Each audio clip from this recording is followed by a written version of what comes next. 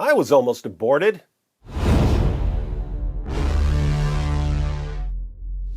My mom got pregnant with me when she was 15. My dad was 17 at the time, and he was a drug dealer. So having an abortion, getting rid of this old lump of cells, would have been a pretty convenient move for both of them.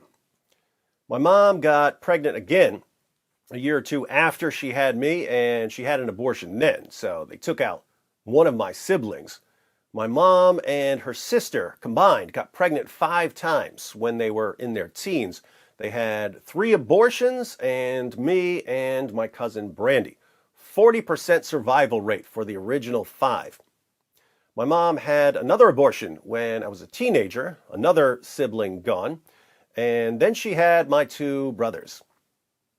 I'm glad my mom didn't abort me because I had some pretty dope stuff to do, as you're about to see in this very video. Now, the abortion debate usually centers around issues like when human personhood begins and what rights a woman has over what goes on in her own body. But as with most moral debates, I think about this in terms of imaging God and degrading the image of God. Let's read a quick passage from the opening chapter of the Bible, Genesis 1, verses 26 through 28.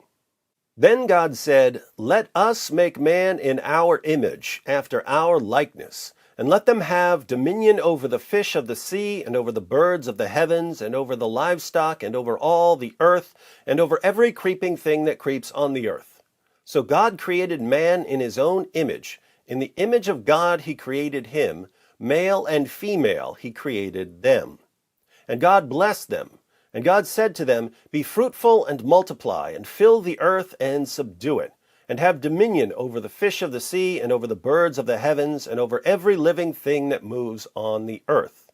Now, in my video, Norm Macdonald, The Image of God, we discussed what it means to be created in the image of God.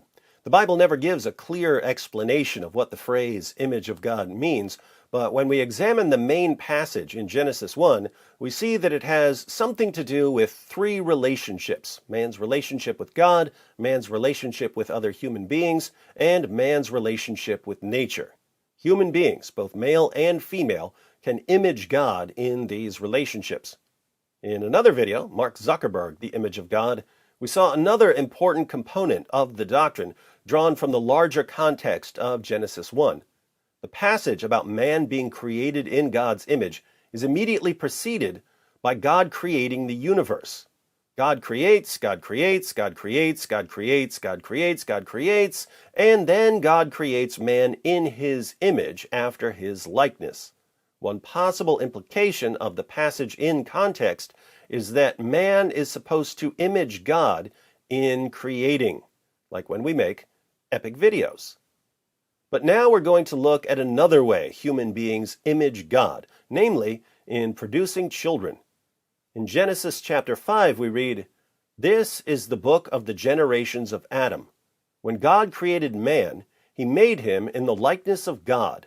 Male and female he created them, and he blessed them and named them man when they were created.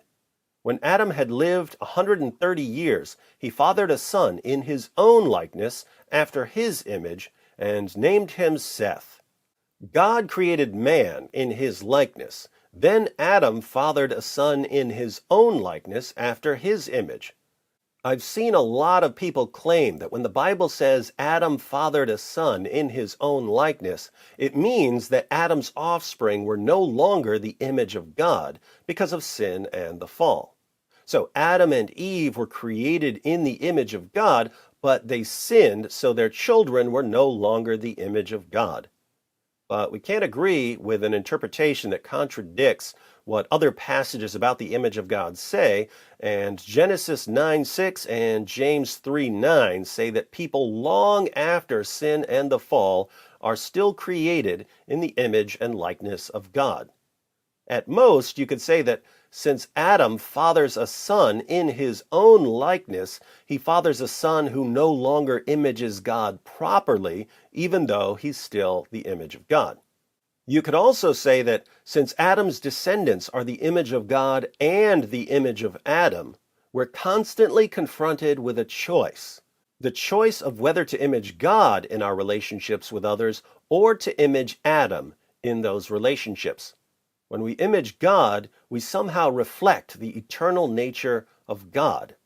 When we image Adam, we reflect a kind of selfishness that seeks to replace God with something else. But let's think about how human beings image God in producing children. In Genesis 1:26, God says, "Let us make man in our image, after our likeness." Let us make man in our image, after our likeness. When you first read this, you might think that God is talking to the angels or something, but man isn't created in the image of angels. This is the triune God. Man is created in the image of the triune God. Based on this verse, some have claimed that God is telling us that each human being is a kind of Trinity composed of body, soul, and spirit. But there's nothing in this passage about body, soul, and spirit. There is, however, a unity and a diversity in this passage that has to do with human beings. Where's the unity? God creates man. Where's the diversity? Male and female. Watch what happens when we go back to Genesis 5. A son is generated within Eve's body. Eve, with some help from Adam, generates a son. Remember, Eve is the image and likeness of God. Eve, who is the image of God, generates a son, who is the image of God, and thus Eve and her son image the eternal generation of God the Son within the nature of the Trinity. Keep in mind, a human being generating another human being is very, very different from eternal generation. All of the ways we image God are finite, temporal reflections of the infinite, eternal God. But Eve generating a son does image the eternal generation of the divine Son. Look more closely at this passage, and you'll see something else. Male and female were both named man. The Hebrew word for man here is Adam.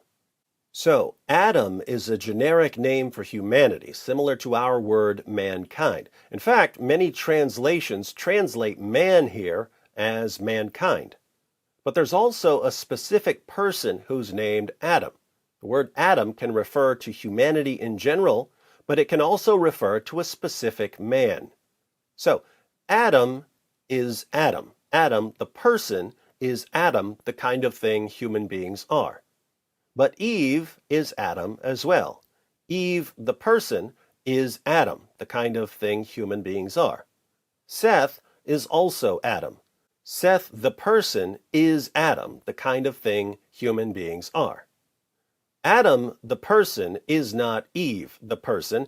Eve, the person, is not Seth, the person. Seth, the person, is not Adam, the person. But Adam is Adam, Eve is Adam, and Seth is Adam. Look familiar? It should. It looks very similar to a conceptual diagram of the Trinity. To be clear, once again, the triune God is very, very different from human beings and from human relationships. The triune God and the relationships within the triune God are infinite and eternal. Human beings are finite, temporal images of the infinite, eternal divine nature. Persons of the Trinity share the same divine essence. Human persons function as separate beings.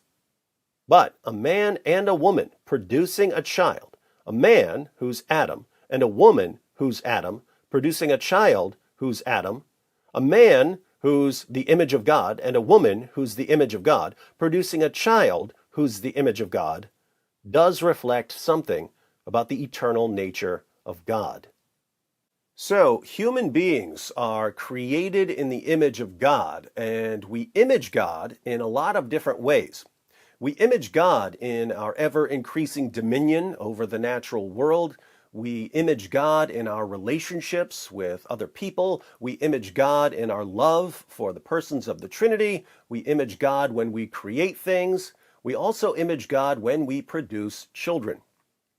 When a woman, who's the image of God, becomes pregnant, another image of God is actualized within her. Before, there was only the potential to produce another image of God, the potential to image God by producing the image of God. But at conception, the image of God is actualized, meaning that unless something stops it, the offspring generated within her will continue to develop the capacities to image God. In generating an offspring, the woman images God by producing someone who is the image of God. In generating an offspring, the woman and her child image the eternal generation of the Son. In sharing the same human nature with the man and their offspring while remaining distinct persons, the woman and the man and their offspring image the triune nature of their Creator, in whose image they were created. But the man and the woman also image our original parents.